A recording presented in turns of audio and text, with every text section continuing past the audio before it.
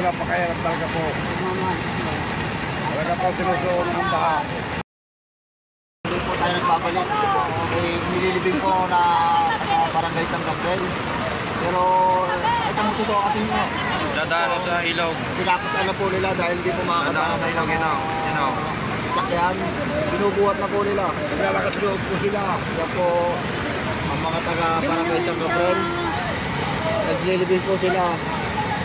Kasi po kahit sinusuong po nila ang malaking baha para lang po mailagay sa magandang huntungan ng ating po kababayang Matay.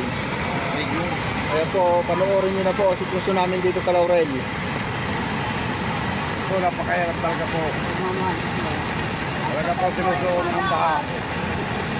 Napakahirap talaga po ng sitwasyon dito sa Laurel. Naputol na po ang aming tulay pero pinipilit pero ilibing sa magandang hantungan ng aming kababayang Matay. Mayor, ano po, dumadaan na po ang patay. Napalaran po rin, kung ano mahulog o hindi.